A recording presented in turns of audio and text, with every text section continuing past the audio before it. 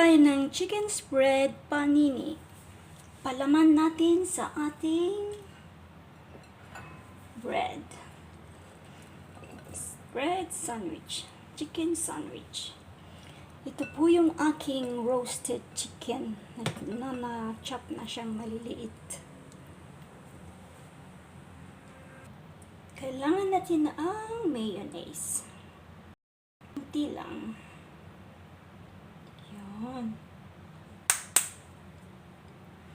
Ilagay natin ang ating walnut,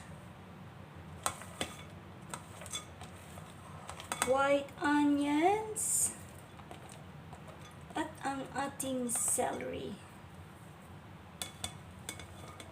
Chopped celery.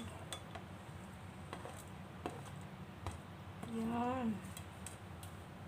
At ang ating parmesan cheese.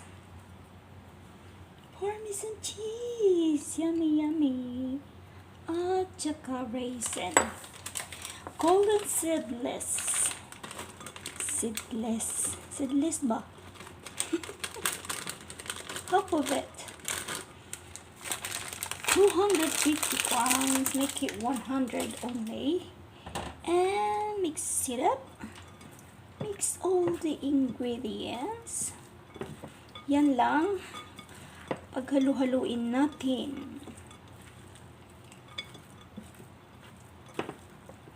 Pwede nyo pang dagdagan ng mayo. Dagdagan natin pala. Masarap tong mayo, Japanese mayo na to eh. Squeeze lang natin. Yung tama lang. Huwag naman over na mayo. Yung tama lang na mag-coat sa ating mga ingredients. Tapos, pwede na nating ipalaman.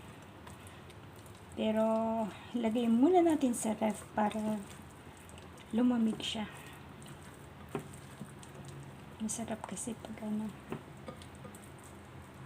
marinate natin ba? Yun, tapos na. Takpan lang natin. Tapos, yun, pwede na nating palaman. Chicken panini spread. Takpan lang natin.